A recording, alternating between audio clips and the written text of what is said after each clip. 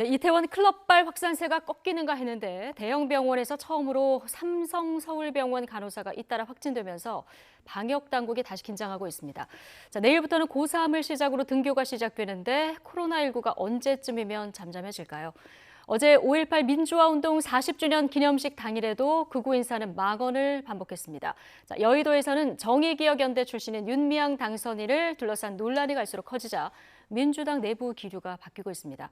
자, 김홍국 대진대 개관교수, 장성철 공감과 논쟁정책센터 소장과 오늘 이런 이야기들 중심으로 나눠보겠습니다. 어서 오십시오. 네, 안녕하십니까. 안녕하세요. 조금 안심해도 되나 싶으면 긴장의 끈을 놓을 수가 없습니다. 지금 서울 삼성병원에서 간호사 확진 사례가 지금 나오고 있어서 좀 걱정인 상황인데요. 어쨌든 내일 예정대로 고3 학생들을 시작으로 등교 개학이 시작됩니다. 일단 고3 학생들은 등교 수업이 원칙인 거죠? 그렇습니다. 왜냐하면 이제 수능을 앞두고 있잖아요. 예. 계속 미룰 수가 없습니다. 그래서 고3 학생들 같은 경우에는 매일 등교해서 수업을 받고, 그다음에 고1, 2학년 같은 경우에는 이제 학년별로 격주로 나와서 수업을 받는다. 이제 그렇게 돼 있고요. 중학교, 초등학교들은 주 1회 등교해서 수업받고 온라인 수업을 좀 강화한다라고 네. 되어 있습니다. 그래서 지금 많은 분들이 지금 걱정을 하고 있어요. 확진세가 좀 잦아들긴 했지만 곳곳에서 지금 터지고 있잖아요. 불씨들이 좀 나오고 있죠. 그렇습니다. 그것이 학교에서 터지게 되면 어떻게 되느냐, 그런 문제가 있고, 그래서 지금 초유의 집단 면역 등교 실험이 아니냐, 그런 비판까지 나오고 있는데 예. 초, 중, 등 학교 교육법에 의하면요, 1년에 171일 이상 수업을 해야 다음 학년으로 진학이 가능하다라는 예. 규정이 있어요. 그렇기 때문에 교육부 당국으로서도 더 이상 미룰 수 없다라고 판단한 것 같습니다. 예, 교육부는 또 교육 당국의 입장에서 생각하는 부분이 있어야 되니까요. 어쨌든 고3을 제외하고는 지금 등교 방식이 학년별로 또 학교별로 상황에 따라 좀 자율적으로 진행이 되는 것 같아요. 그렇죠. 학생들 상황도 다르고 학부모님 상황도 예. 다 다릅니다. 그렇기 때문에 그동안에 온라인을 통해서 하는 교육이 어느 정도 이제 자리를 잡지 않았습니까? 그렇기 때문에 온라인 교육과 실제 등교를 해서 함께하는 교육이 같이 병행이 되는 방식이다. 대신에 이제 실제 들어가게 됐을 때는 뭐 책상에다 가림막을 설치하다거나 또는 뭐 지정 자습제를 운영한다거나 뭐 매점과 같이 예를 들어서 거기서는 뭐 학생들이 음식물을 섭취하고 같이 만나지 않습니까? 네. 가능한 한 그런 공동시설은 운영하지 않도록 한다든가 이제 그런 방침을 내려놨는데요. 그럼에도 불구하고 뭐 만만치는 않습니다. 왜냐하면 싱가포르가 초기에 이렇게 계약을 했다가 거의 확 번지는 그런 상황이 있었고요. 반면에 또 이 유럽연합 계통에서는 일단 계약을 했는데 크게 또 그런 상황이 나타나지 않았거든요. 그러네요. 그런 다양한 예. 흐름들을 저희가 함께 봐야 되고요. 예. 그리고 일단은 최근에 나타났던 집단 공동시설, 예를 들어서 유흥시설이라든가 또는 뭐 교회라든가 이런 것들과는 다르게 학교는 굉장히 긴장되게 사실은 준비를 많이 해왔습니다. 예. 선생님들에 대한 교육 그리고 학생들에 대해서도 사전 안내가 많이 됐고요. 그동안에 아주 치밀하게 준비를 했는데 일단 그래도 좀 쉽지는 않을 겁니다. 좀 뭐 과밀한 것도 있고 그렇기 때문에 학교 차원에서 뭐 그런 공동시설, 과학실이라든가 이런 것들을 같이 이용하면서 예. 서로 간의 공간을 활용하는 방식들 정말 치밀하게 준비해서 생활 방역 속에 이 개학 학교 현장이 좀 안전하게 되도록 교육부 교육청이 신경을 써야 되겠습니다. 예, 뭐 학교에서도 얼마나 치밀하게 준비는 하고 있겠습니까? 근데 한 반에 학생 수가 30명 넘는 학급을 이제 과밀 학급이라고 네. 하더라고요. 이게 전국적으로 보면 2만여 곳 정도 된다고 하는데 네. 이런 곳은 사실 뭐 책걸상 다 뺀다고 해도 그렇죠. 거리두기 유지하기가 좀 어렵잖아요. 맞습니다. 그래서 이제 가림막도 예. 설치하고 사물함을 빼서 복도로 해서 최대한 교실 수업 공간을 확보한다는 건데, 저는 걱정되는 게 하나가 있어요. 뭐냐면은 마스크를 계속 예. 쓰고 수업을 받으면은 전문가분들이 이산화탄소 중독증에 걸릴 수 있다라고 하더라고요. 오히려 마스크를 쓰고 하루 종일 학교에서 수업 그렇죠. 받으면 이게 더 건강에 나쁠 수 왜냐하면 있으니까. 우리가 이제 계속 숨을 쉬잖아요. 그럼 이산화탄소가 밖으로 나가지 못하고 계속 우리가 그 숨을 예. 듣게 되는데, 그렇게 되면 건강도 안 좋아지고 머리도 어지러워진다. 이 부분도 어느 정도 좀 대책이 마련돼야 되지 않느냐, 예. 그런 얘기를 합니다. 이 부분은 제가 내일 의사 선생님 나올 때 한번 꼭 좀 물어봐주세요. 여쭤보겠습니다. 네. 예. 그리고 이제 장마도 오고 더위가 심해지면 에어컨 틀어야 되는데 예. 에어컨 문제는 어떻게 할 것이냐. 물론 창문을 좀 열고 에어컨 틀으라고 해도 그래도 위험한 것은 뭐 이렇게 방지되지 않잖아요. 그렇기 때문에 이러한 전반적인 부분에 대해서 교육 당국과 학교에서 잘 처리해 주시길 바랍니다. 예. 지금 뭐 학교별로 굉장히 철저하게 준비는 하고 계실 텐데요. 어쨌든 개학이 계속 지금 미뤄져 오면서 학사 일정도 걱정인 상황이었습니다. 특히 우리나라 고3 등 이거 인생을 좌우한다 이런 믿음으로 정말 몇 년 동안을 준비하는 게 수능 시험인데요. 자, 이 수능 시험은 어떻게 될지도 걱정입니다. 조희연 그 서울시 교육감 상황이 심각해진다면은 수능을 연기해야 된다. 교육부하고는 조금 다르게 이런 입장을 조심스럽게 밝히기도 했는데요. 자, 이 얘기 잠깐 듣고 오시죠. 지금 뭐 9월 신학기제 논의도 있고 불안한 부분도 있고 있습니다. 예. 그래서 여러 가지 가능성이 그래도 열려 있다. 왜냐하면 또 코로나 위기가 상당히 또 심각해질 수도 있지 않습니까? 그래서 교육부라든지 교육청에서도 다양한 가능성이 있으니 지금 정말 가보지 않은 길을 함께 네. 손잡고 가는 의미에서. 근데 예. 특별히 이제 고등학교 학부모님들, 특히 고3 학부모님 불안이 많죠. 그래서 바로 중간고사 보고 바로 5번 시험 봐야 되고 이런 여러 가지들을 감안해서 최종적으로는 그런 가능성까지 열어놓자. 예. 이런 취지라고 얘기했습니다. 최종적으로는 이런 수능 연기 가능성까지 열어놔야 된다. 이런 입장을 조심스럽게 이제 개인 의견으로 밝혔는데 어떻게 보면 교육부하고는 좀 다른 입장이에요. 그렇습니다. 그러니까 지금 12월 3일 날 지금 수능이 치러지게 돼 있지 않습니까? 근데 지금 재수생들 사이에서는요, 어떤 얘기가 도냐면 올해야말로 수능 시험이 신이 내린 최고의 기회다라고 생각을 하는데요. 예. 고3 수험생들이 거의 상반기 동안 학교 수업을 하지 못하고 학원도 제대로 못 가서 학력이 많이 떨어진 거 아니냐 그런 얘기를 예. 하는데 그래서 이제 교육부 장관은 얘기를 했습니다. 아니 이제 고3 수험생들이 불리하지 않도록 하겠다 이렇게 얘기한 건데 이 말은 결국에는 수능을 좀 쉽게 내겠다라는 예. 뜻이고 결국에는 재수생들이 불리할 수 있다 이런 얘기까지 나오는 거거든요. 그래서 교육부 차관은 또 다른 얘기를 했어요. 아니 재수생도 중상층이 있고 중증층이 있고 그렇다. 실력이 다 똑같은 게 아니다. 쉽게 출제한다고 해서 고3이 유리한 것이 아니다라는 예. 이런 입장을 밝혔는데 앞으로도 이 수능 시험의 출제 난이도와 관련해서도 상당한 논란이 있을 것 같아요. 이런 부분에 대해서도 교육부가 앞으로 시간이 좀 많이 남았으니까 코로나가 더 어느 곳에서 더 확진되면은 연기할 수밖에 없죠. 이거 예. 어떻게 위험한 상황에 우리 아이들을 놓겠습니까? 그런 부분과 수능의 난이도 부분도 함께 좀 검토했으면 좋겠다라는 생각이 네, 듭니다. 첫 번째는 이 코로나19 상황이 어떻게 전개될지 모르는 부분. 그리고 이 수능 시험 난이도나 이런 부분을 결정하는 부분, 모든 가능성을 열어둬야 된다는 부분에 이제 동의를 하셨는데 어떻게 보십니까? 수능 시험 한 달 연기. 그러니까 조희연 교육감은 이게 대입 일정이 대입 학사 일정들이 있기 때문에 여기에 맞추려다 보면은 지금 못 연기한다. 이게 이제 교육부 입장 아니겠습니까? 이걸 대학들이 한 달 늦게 계약을 하면 된다. 뭐 이런 논리인 것 같아요. 어떻게 보십니까? 저는 최악의 그런 상황까지 고려해서 준비를 하는 것이 맞다. 예. 교육부에서 기본적으로 원칙, 흔들리지 않는 모습을 통해서 학생들이라든가 학부모들이 흔들리지 않게 일단 얘기를 해두는 게 저는 이 교육부의 당연한 입장이라고 보고요. 대신에 조희연 교육감의 얘기는 혹시라도 생길 수 있는 그런 현재 상황이 악화될 가능성도 저희가 배제할 수 없지 않습니까? 그런 측면에서 최악의 상황, 컨틴전시 플랜까지도 다 염두에 둬야 된다라는 그런 측면이기 때문에 네. 저는 이것을 어떤 것들이 혼돈이라기보다는 도리어 마지막까지 그런 고려를 하는 그런 상황까지 염두에 두고 있다는 측면에서 바라볼 필요가 있다. 지금 같은 경우 계속해서 발생하는 것이 뭐 이태원에서 갔는데 사실은 지난번 메르스처럼 삼성 서울병원 사실 우리나라에서 가장 중요한 곳에서 또 발생하지 않습니까? 그러니까요. 앞날을 알 수 없기 때문에 예. 저는 이렇게 다양한 컨틴전시 플랜을 준비해 놓고 최악의 시나리오부터 최상의 시나리오까지 그래서 저는 이렇게 교육 당국이 서로 간에 마음을 열어놓고 서로 협의하는 것이 중요하고요. 과거에 제가 뭐 교육부 출입해봤던 경험을 봤을 때는 뭐 교육의 이 방금 말씀하신 난이도나 이런 것은 크게 걱정할 필요는 없습니다. 왜냐하면 교육과정 그런가요? 평가연구원이라든가 예. 다양한 의견 수렴을 합니다. 학부모, 학교 현장 그리고 그동안에 사실은 학생들이 학교에서 직접 받지 못했지만 예. 스스로 자습하고 온라인 강의를 통해서 많은 이 경험들을 갖고 있거든요. 저는 이런 부분 그리고 특히 EBS 강의라든가 많은 부분들을 할 수 있었기 때문에 이 부분은 충분하게 학부모라든가 또는 학생의 학교 현장의 공감대까지 이끌어내면서 그런 정할 것이기 때문에요. 우리 대신에 교육부 역량이 충분히 된다 이렇게 보시는 저는 그렇게 거군요. 판단합니다. 예. 왜냐하면 과거에 그런 부분에 있어서는 꼼꼼하게 미리 준비하고 하나씩 정리를 해나가고 또 수험생들이라든가 학교의 의견을 충분히 수렴하거든요. 그런 측면에서 우리가 이 최악의 상황까지 염두에 둔 그런 다양한 시나리오를 만들어 놓고 예. 상황 악화에 대비한다면은 우리가 그동안 코로나19를 전 세계에서 잘 극복한 것처럼 이 교육 문제도 충분히 저는 감당할 수 있다고 봅니다. 학부모들이라든가 학생 현장 들어보면 걱정은 하지만 그동안에 또 나름대로 열심히 자습하고 충분한 또 훈련을 해왔다고 보거든요. 예. 그런 측면에서 교육 당국을 신뢰할 필요는 있어 보입니다. 예, 교육 당국을 신뢰할 필요가 있다. 거기에 대해서 아까 장 소장이 얘기하신 재수생과 고3 수험생들과의 이 격차, 그리고 고3 수험생들 가운데서도 사교육 노출 빈도가 네. 높은 학생들과의 격차를 어떻게 해소해 줄 것인가 이 부분까지 좀 꼼꼼히 체크해 주셨으면 좋겠고요.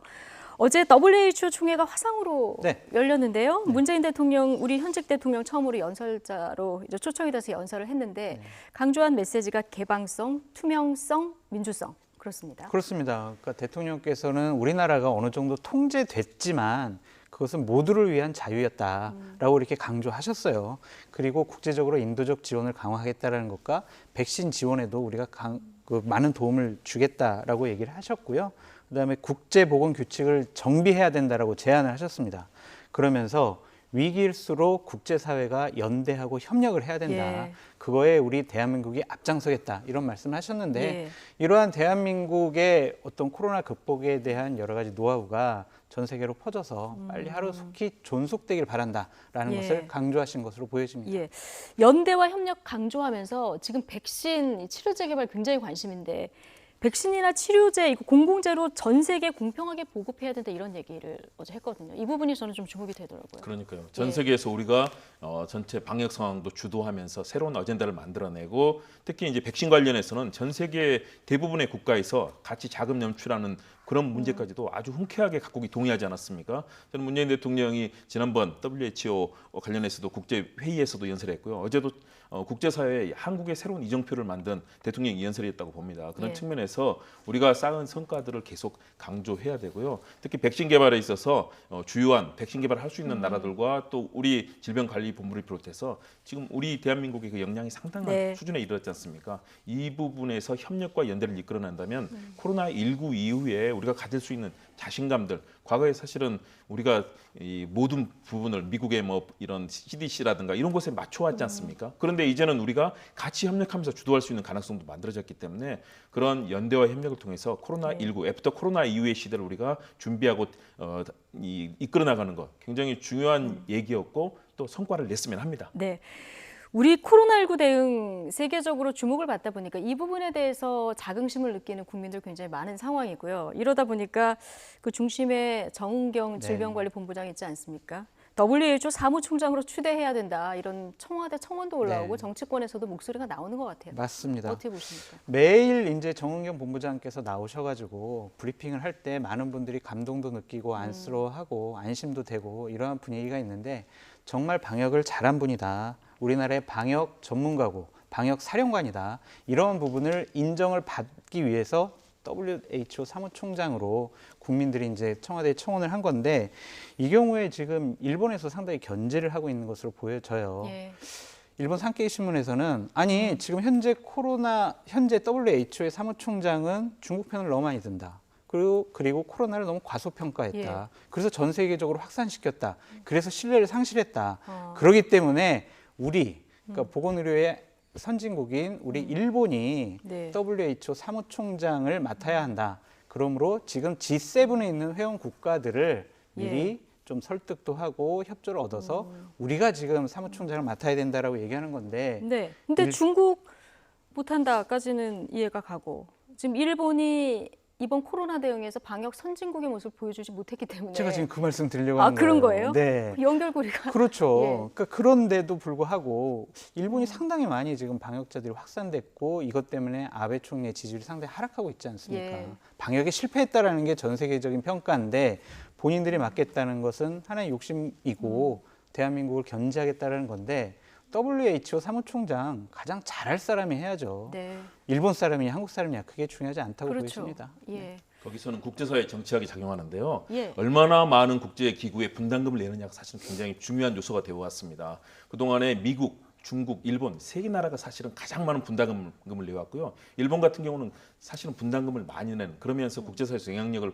확보하고 있는 나라거든요. 우리가 과거에 WHO 사무총장으로 이종욱 사무총장이 계셨습니다. 그 당시에 정말 헌신적인 노력을 했고 저도 현직에 있을 때 뭐 직접 뵙고 이제 인터뷰도 한 기억이 나는데 그럴 정도로 한국은 사실 이미 WHO에서 세계보건기구에서 실력과 그런 국가의 도덕성에서 인정을 받아왔는데 문제는 국제사회의 정치력이 결국은 또 분담금에 의해서 좌우되는 측면이 있습니다. 미국의 트럼프 대통령이 지금 분담금 확 줄이겠다고 하니까 WTO가 난리가 나지 않았습니까? 예. 그리고 중국이 엄청난 분담금을 내면서 사실은 지금의 사무총장을 자신들의 중심으로 끌어왔던 것들이 이제 국제사회의 정치학이거든요.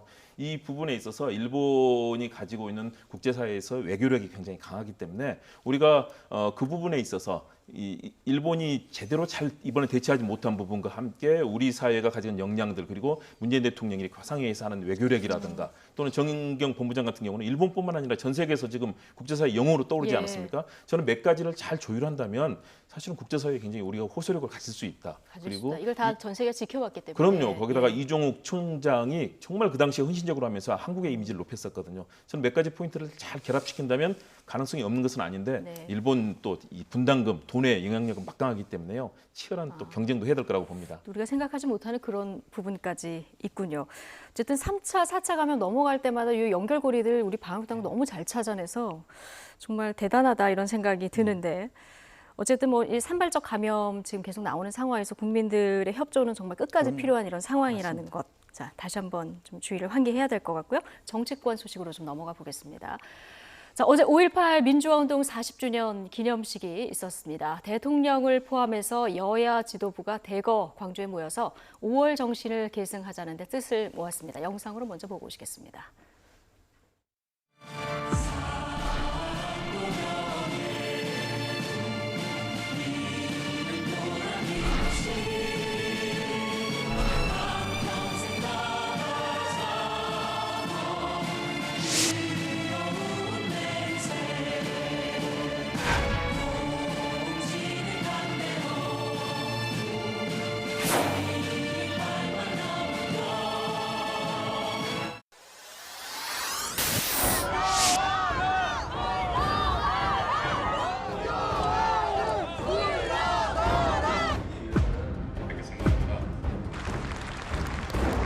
그냥 폭동이 민주화 운동으로 된 겁니다. 피땀 어린 혈세를 가지고 그들의 잔치를 벌이고 있는 5.18 유공자를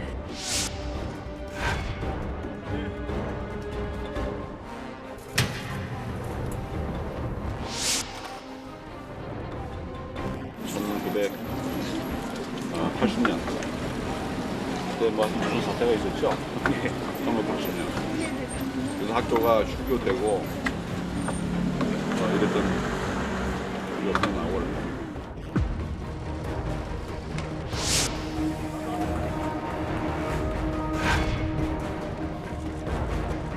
협조 좀 많이 해주세요. 댓글만 걸지 말고요. 맨날 통고 죽어요.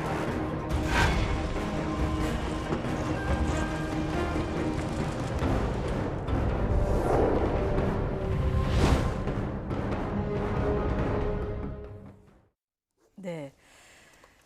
뭐 어제 40주년 기념식 지난해하고는 많이 달라진 풍경들이 눈에 띄는데 그 중에서도 지금 이 약간 달라진 보수 야당의 이런 그 지도부도 내려가고 그리고 현역 의원도 내려가고 그리고 청년 의원들도 내려가고 이런 부분을 좀 달리 평가가 되는 것 같습니다. 그렇죠. 작년과는 다른 게 물병 던지기도 없었고요. 소란, 욕설 이런 것이 없었습니다. 그것은 주호영 원내대표가 일요일 날 선제적으로 좀 광주 5.18 문제에 대해서 잘못한 부분들에 대해서 사과를 했어요. 그 부분들에 대해서 5.18 유족회나 희생자 가족분들이 여러 가지 좀 인정을 해주셨던 것 같고요.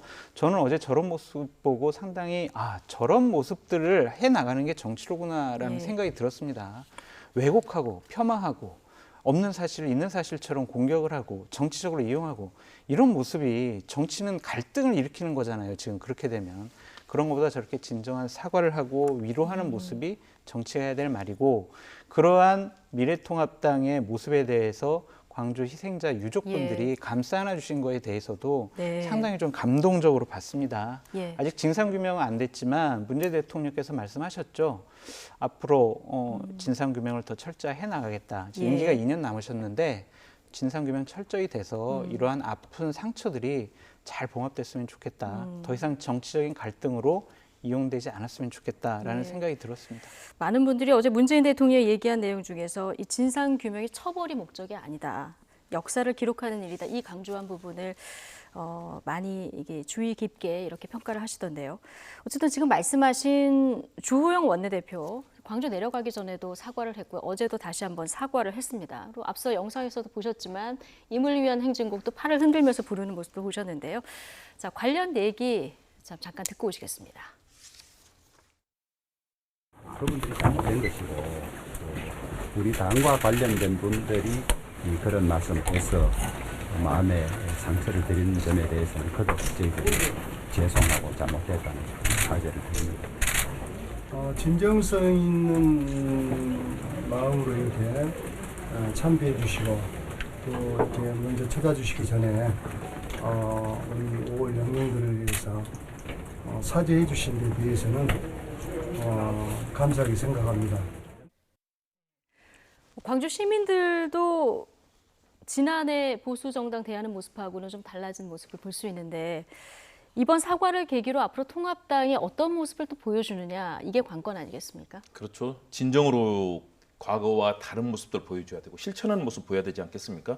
일단 정말 잘했다고 봅니다. 네. 당초 기대했던 대로 주호영 원내대표가 그동안 관록, 5호선의 관록이 있었고요. 굉장히 소통하고 이런 데 능한 정치인인데요. 광주에서 과거의 상처를 치유하고 그래서 작년과 완전히 달라진 모습 보여줬고 예. 광주 시민들도 이를 깨안아주는 모습 좋았습니다. 문제는 이제 정말로 이것을 실천해야 된다. 입법하는 과정 중에 사실 입법하는 과정 중에서 그동안에 얼마나 많은 시비가 붙고 또 형식적인 측면에서 논란을 만들어내고 하는 상황들이 있었습니다. 정말로 예. 본질적인 측면에 접근해야 되고요. 문재인 대통령이 얘기하신 대로 정말로 이제는 제대로 진상 규명이 이루어져야 된다. 예. 지금 5.18이 다른 곳 나라와 다르게 가장 문제는 뭐냐면 가해자들이 반성하지 않고 당시 상황에 대해서 참여하지 않고 있다. 과거에 아파르테이트 했던 넬슨 만델라 대통령 당시의 TRC 진실과 화해위원회를 보면요. 가해자들이 자신들이 어떻게 잘못을 저질렀고 총을 쏘면서 이 피해자들을 정말 압박했는지 자신들의 범죄를 고백을 합니다. 그런데 지금 우리는 과거의 가해자들이 전혀 고백하지 않고 당시에 정말로 총격 발포에 누가 정말 지휘를 했는지 책임자가 지금도 아직도 서로 다 아니라고 하고 있지 않습니까? 예. 그리고 기총수사라든가 헬기수사 다 아니라고 부정만 하고 있거든요. 이것들을 제대로 밝혀내고 가해자들이 진심 어린 자신들의 범죄를 고백하고 국가범죄 아니겠습니까? 예. 군이 국민을 그렇게 총칼로 유린했다는 것은 그렇다면 여기에 대해서 고백하고 거기에 대해서 이 반성 국민들에 대해서 받아들여져야만 이것이 끝나는 것 아니겠습니까? 그것이 소위 말하는 만델라의 TRC 모델입니다. 그런데 우리는 아직도 이것이 이루어지지 않고 도리어 왜곡하고 폄하되는 일이 벌어졌기 때문에 국민들께서 거기에 대해서 많은 비판과 분노를 하셨던 예. 거거든요. 정말로 이제는 제대로 진상 규명하고 또 그 법적인 새로운 입법을 통해서 이걸 왜곡하고 하는 부분에까지도 어떻게 하면 새로운 시스템을 만들 것인가. 이것은 여당뿐만 아니라 예. 야당 이제 정말로 미래통합당이 협력하고 같이 만들어간다면 네. 국민들이 다시 한번 신뢰를 주실 거라고 생각합니다. 네, 이번 네. 제가 좀 한 말씀 드리고 싶은 게 있는데 주호영 원내대표가 저런 진정성 있는 모습 보이는 것도 중요한데 저는 한 단계 더 나갔으면 좋겠어요. 어떻게?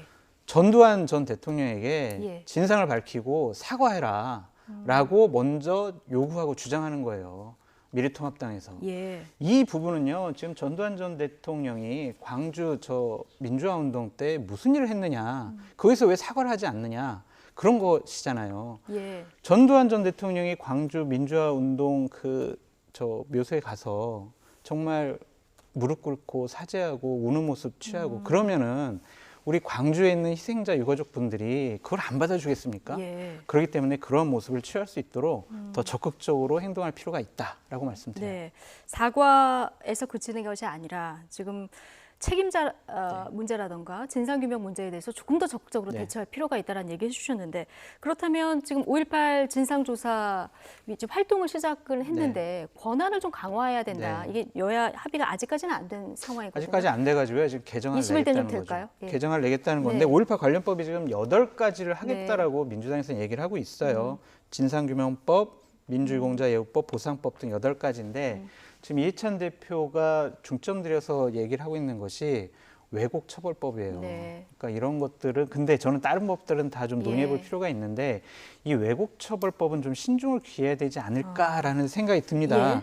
왜냐하면 5.18 문제만 왜곡하는 것에 대해서 처벌한다 그러면요. 다른 쪽에서는 예를 들면은 6.25를 그 북침이라고 하는 네. 사람들은 어떻게 할 거냐, 천안함을 폭침을 하는 것이 폭침이 아니라고 왜곡하는 사람들은 어떻게 예. 할 것이냐, 이런 처벌법들을 계속 만들어야 되거든요. 예. 이런 부분이 있기 때문에 좀 신중하게 논의했으면 좋겠다. 예. 이 왜곡 문제 어떻게 할지 지금부터 네. 좀 따져볼 텐데요.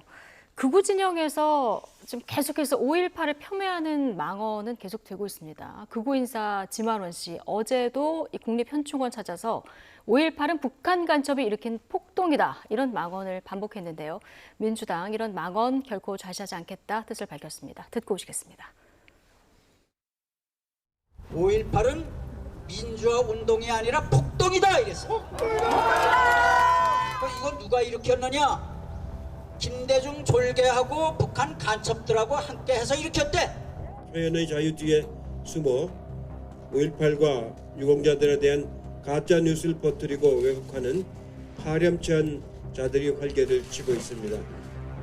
민주당은 결코 좌시하지 않겠습니다.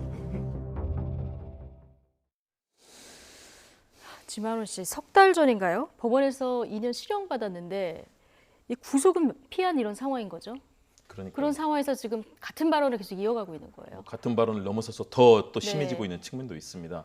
본인은 뭐 억울하다고 생각하는 것 같아요. 왜냐하면 본인이 가지고 있는 신념과 그동안 살았던 모든 것들과 다르다고 생각하는 것이겠지만, 그러나 분명하게 5.18 관련해서는 우리 법률로 규정이 돼 있습니다. 네. 이제 헌법에 과연 전문에 이념을 넣느냐 이 부분에 대해서 문재인 대통령이 아주 강조를 했고요. 아마 국민들께서는 다 동의하실 거고요. 어제 주호영 원내대표의 모습을 본다면 예. 당연히 그 부분도 동의를 하리라고 믿습니다. 그렇다면 이렇게 우리 헌법과 법률과 모든 국민이 요구하고 있는 부분에 대해서 이렇게 거짓말, 가짜뉴스, 왜곡을 퍼뜨리고 있는 분들에 대해서 당연히 처벌하는 것은 당연하고요. 저는 이것은 또 특별법이거든요. 예. 외국은 어땠습니까? 프랑스에서는 그 당시에 나치 활동을 했고 거짓 뉴스 이랬던 분들 수만 명을 사형에 처했습니다. 독일도 마찬가지고요. 이런 반인륜, 반인권 그리고 정말 극악한 국가 범죄와 같은 행태에 대해서 가짜 뉴스를 퍼뜨리는 것은 정말로 있어서는 안 되는 정말 중요한 국제법을 어기고 있는 거라고 저는 판단이 됩니다. 예. 이 부분에 있어서는 정말로 가짜 뉴스와 관련해서 그리고 이렇게 왜곡하고 더군다나 색깔론에 그동안 얼마나 많은 왜곡이 있었습니까? 이런 부분에 있어서는 저는 당연히 입법화 시켜줘야 되고 예. 미래통합당이 그 부분에 전향적으로 나서야 된다. 다른 부분도 마찬가지입니다. 모든 부분을 자꾸 일반화시키는 것이 아니라 이건 5.18과 관련된 5.18 민주화 운동이라는 대한민국의 법률과 또 이 정치권이 이미 공인하고 있는 그런 이 헌법적 가치를 함께 가지고 있다는 점에서 그것은 또 우리 헌법이 규정하고 있는 다양한 인권과 민주주의와 모든 시스템에 대한 것 아니겠습니까? 예. 저는 적극 나서야 된다. 여권도 나서야 되고요. 이번엔 정말 어제 달라진 모습을 보였던 야권, 미래통합당이랑 함께 이 부분이 이루어질 때 아마 대한민국이 이제 새로운 상황으로 갈 거다. 예. 40년 이제 과거 뒤로 하고 정말 미래로 가기 위해서는 이런 정도는 저는 흔쾌하게 정리를 해야 되지 않나 예. 생각합니다.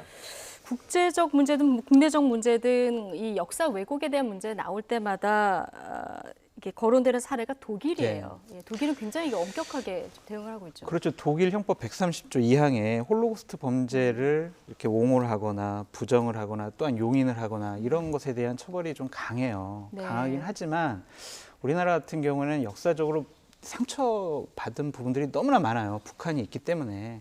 그런 부분에 대해서 서로 양 진영에서 서로 다른 의견을 갖고 있다고 그런 처벌법을 만들자 그러면 개별적인 입법상이 예. 너무나 많을 것 같습니다.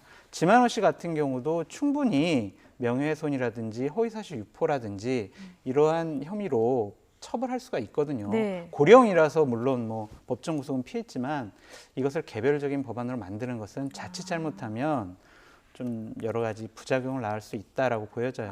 예. 그러니까 이 왜곡 문제 처벌에 대한 공감대는 커지고 있지만 개별 사안으로 다루는 개별 형법이나 헌법으로 다루는 것은 네. 좀 생각해봐야 된다 네. 얘기를 해주셨는데 비슷하게 조혜진 의원이 또 이런 문제를 제기했습니다. 일단 5.18에 대한 역사적 왜곡, 폄하 발언 이런 것들은 분명하게 정리할 필요가 있긴 한데 이게 다른 정파적 측면에서 보면은 이제 뭐 이승만 전 대통령에 대해서도 뭐 하와이 깡패, 악질 친일파 이런 폄하 발언 등 이런 것들도 좀 동일하게 같이 놓고 자제돼야 되는 거 아니냐 이런 지적을 했거든요. 이 부분은 어떻게 보십니까? 그 부분은 저는 사안은 분명히 다르다고 봅니다. 이 사안이 다른 사안. 이승만 전 대통령 어떻습니까? 그 당시에 3.15 부정선거, 우리 헌법을 파괴하고 4.4.5 개헌, 그리고 경무대를 향하는 시민들을 향해서 발포하고 무수한 범죄를 저질렀거든요. 물론 우리 대한민국을 건국한 그 공로, 또 과거 독립투사로서 했던 활동들, 그 부분에 대해서는 저는 인정해야 된다고 봅니다. 그렇지만 그 이후에 어땠습니까? 결국은 국민에 의해서 하야를 하고 쫓겨가서 망명중에 이제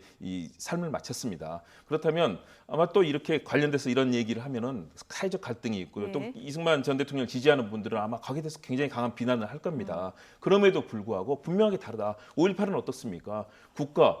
국민이 위임한 권한을 군이 총으로 우리 국민들을 사살한 그런 국가 범죄거든요. 그런 반대 상황, 피의자들과 관련돼서 왜곡하는 것이 안 된다는 것이고요. 이승만 전 대통령은 어떻습니까? 분명한 것은 그 당시에 우리 헌법을 파괴하고 무수한 일이 벌어졌습니다. 그 당시에 정적 제거부터 시작해서 분명하게 그런 범죄를 저질렀던 부분에 대해서는 명확하게 짚어야 된다. 대신에 이것이 인격 폄하적인 쪽으로 가서는 안 된다. 이런 측면에서 충분히 저는 우리가 고려할 수 있는 부분이 있다고 봅니다. 예, 알겠습니다. 같은 비교선상에서 놓을 수 없는 문제다. 이렇게 얘기하셨습니다. 사례를 잘못 든 것 같고요. 예를 들면 아까 말씀드렸지만 이 사례는 잘못된 거다. 6.25 전쟁 남침이 아니다라고 주장하는 분들이 있잖아요. 김정일, 김일성, 김정은을 찬양하는 사람들도 있잖아요. 그런 사람들 그럼 처벌하자고 특별법을 만들 겁니까? 살해를 하자면은요, 우리 무수히 많아요. 그러니까 그걸 개별적인 법안으로 처리하면 안 된다 말씀드려요. 물론 정말 5.18 민주화 운동에 대해서 왜곡하거나 허위사실 유포하거나 절대로 다시는 이런 일이 벌어져서는 안 됩니다. 그런데 그것과 처벌 문제는 좀 별개의 문제로 봐야 되지 않나라는 생각이 들어요. 자, 5.18 관련 법들 21대 국회에서는 속도감 있게 처리될지 좀 지켜보도록 하고요. 마지막으로 이 얘기 좀 나눠보겠습니다. 윤미향 당선인 둘러싼 의혹이 지금 쏟아지고 있습니다. 지금 야권은 물론이고 여권에서도 사안을 무겁게 받아들이고 있는 이런 분위기인데요. 지금 윤미향 당선인 같은 경우는 해명을 내놓고 다른 의혹이 나오고 또 해명을 내놓으면서 계속 지금 의혹이 꼬리를 물고 있어서 파장이 커지고 있어요. 계속. 해명을 총 14번 했어요. 윤미향 당선인과 정의연에서 14번을 했는데 그 해명을 하면 할수록 의혹이 더 커지는 겁니다. 특히 이제 위안부 피해자 할머니들을 위한 쉼터 저 부분도 부친께서 저기서 관리했다라는 것. 그리고 저기를 아니 왜 이렇게 비싸게 사가지고 왜 이렇게 또 싸게 팔았냐 이런 의혹들. 또한 본인의 집도 아니 예전에 살던 집을 팔아가지고 내가 다시 산 거다, 경매로 산 거다, 현금으로 산 거다 이런 식으로 얘기를 하는데 계속해서 의혹이 꼬리를 물고 있습니다. 이러한 부분에 대해서는 분명히 지금 검찰 조사가 진행하고 있지 않습니까?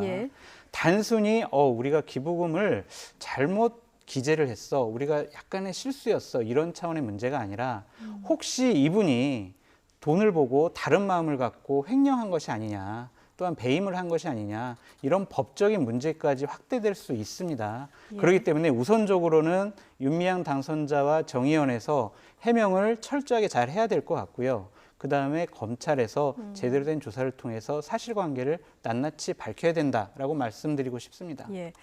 지금 쉼터 의혹이 나오면서 그 이후에 후속 보도들도 계속 나오는데 이제 해명이 좀 깔끔하지 않은 상황이고요.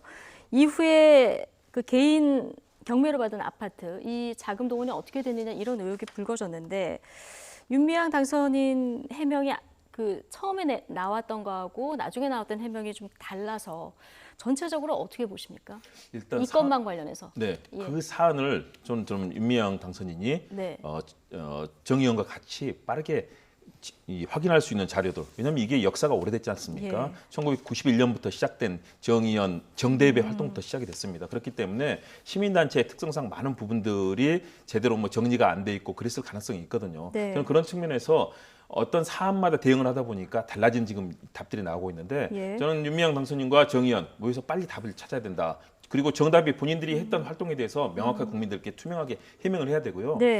아무리 과거에는 좀 주먹구구식으로 했더라도 지금은 이제 이 해명은 명확해야 됩니다. 그렇기 때문에 저는 이낙연 전 총리가 이런 여러 가지 얘기를 하고 당에서도 얘기 나오지 않습니까? 저는 그런 측면에서 당 차원에서도 깔끔하게 정리해야 되고 또 윤미향 당선인도 국민들께서 보시기에는 말이 달라지면은 거기에 대해서 신뢰가 생기지 않거든요. 그렇기 때문에 깔끔하게 그 부분을 정리해서 이 부분을 국민들께 납득하실 수 있도록 해야 된다. 만일의 경우 그런 납득할 수 없는 상황이 된다면 예. 그것은 결국은 뭐 낙마를 하거나 어떤 법적인 조치로 갈 텐데요. 법적인 조사, 뭐 검찰 조사 이후에 이런 것들이 나오기 이전에 시민단체의 특성이 그렇습니다. 도덕성과 투명성이 생명이거든요. 그런 측면에서 빠르게 이 부분을 해명하고 그 당시 상황에 네. 대해서 최소한 이해할 수 있도록 해야 된다라는 말씀드리고 싶습니다. 장 소장님이 정의원과 지금 윤미향 당선이 같이 좀 해명을 해야 된다 얘기를 했는데 지금 정의원하고 윤미향 당선이 같이 가야 하는 겁니까? 지금 따로 우리가 별개로 보면서 이 판단을 해야 되는 겁니까? 저희가 그 정의원이라는 곳에서 위안부 피해자 할머니들을 도와주기 위한 그런 숭고한 가치를 폄훼하거나 우리가 공격하는 게 아니잖아요. 예. 당신들은 국민의 성금, 국가 보조금, 기업의 협찬금 등을 받아서 얼마나 피해자 할머니들께 잘 썼느냐. 근데 당신들 보니까 증거 자료가 없다. 회계도 엉터리다. 그리고 영수증 내용 해보니까 아무런 증빙 자료도 없다. 이 부분에 해명하라는 거 아닙니까? 자칫 잘못하면은 저것이 정치권 프레임에 걸려서 아니 윤미향 당선인을 공격하는 것은 친일 세력의 공격이고 또한 정의연의 그런 숭고한 가치를 폄훼하는 거다라는 식으로 확대되면은요 결국에는 일본만 좋은 일을 시킬 것 같아요. 이 부분은 아직도 일본하고 해결이 안 됐지 않습니까? 네네. 그렇기 때문에 이 부분에 대한 정치적인 공방은 좀 자제하고 윤미향 당선인이 그 돈을 어떻게 썼는지 명확하게 밝히면 됩니다. 이 회계 불투명 의혹에 뭐 할머니들의 쉼터, 아파트 뭐 구입 이 경매 자금까지 의혹이 쏟아지다 보니까 지금 야권 물론이고 여권에서도 기류 변화가 좀 나오는 상황인데요. 자, 이 여권의 목소리 잠깐 듣고 오시죠. 워낙 여론 지형이 좋지 않습니다. 그래서 당에서 그냥 본인의 소명, 해명 그리고 검찰 수사만을 기다리기에는 아마 어려운 상태로 갈 수도 있다. 현재로서는 사안을 심각하게 무겁게 보고 있다는 것은 기존은 동일합니다. 특별히 이 사안에 대해서 다른 계획을 갖고 있거나 조사 계획이 없다는 말씀을 분명히 드립니다. 네, 강훈식 의원은 저렇게 얘기는 하긴 했는데 그 이후에 앞서 말씀하신 대로 이낙연 국난극복위원장은 좀 강한 메시지를 냈습니다. 예, 조사해야 된다. 조사해야 될 사안이라고 본다. 네. 왜냐하면 집권 여당으로서는 당혹스러운 일입니다. 왜냐하면 180석, 이제 뭐 177석이 됐지만 국민들께서 엄청난 의석을 주면서 일 잘하라고 했는데 지금 이런 도덕성의 문제가 등장하지 않았습니까? 그런 측면에서 당혹스러울 텐데요. 저는 첫 번째 전제는 그동안에 30년에 걸쳐서 정대협과 윤미향 당선인이 해왔던 헌신적인 그 노력들 이 부분에 있어서는 존중받아야 된다. 대신에 정대협과 윤미향 당선인 역시 투명하고 깨끗하게 국민들께 그 상황에 대해서 얘기하고 그중에 혹시 시대가 달라서 오해가 될 수 있는 부분이 있거나 거기에 대해서는 명백하게 국민들께 설명을 드리고요. 문제가 있다면 거기에 대해서 명백하게 사과하고 또 책임을 질 일이 있으면 책임져야 된다고 봅니다. 여권 내에서도 이제 그런 부분에 대해서 상당히 좀 어려워하고 있는 것 같은데요. 저는 원칙은 딱 하나라고 봅니다. 국민의 눈높이에 맞게 보고 또 정말 정대협의 또 정의연의 그 활동에 대해서도 존중하는 그 두 가지에서 출발하면 물론이죠. 이 단체의 지금까지의 공은 공대로 인정을 하되 지금 민주당에서도 이 개인의 여러 가지 의혹들이 나오다 보니까 지금 조사 얘기까지 나온 상황입니다. 짧게요. 민주당에서 어떤 조치를 할까요? 조치는 저 얘기는요. 스스로 사퇴했으면 좋겠다라는 얘기를 그냥 은연중에 표현한 것이라고 보여집니다. 기본적으로 검찰 조사를 받아봐야 될 것 같습니다. 알겠습니다. 자, 이 문제가 여권에서 어떻게 처리가 되는지 또 이 해명이 또 제대로 되는지 좀 지켜봐야 될 것 같습니다. 김원국 대진대 개관 교수, 장성철 공감과 논쟁 정책센터 소장과 얘기 나눠봤습니다. 고맙습니다.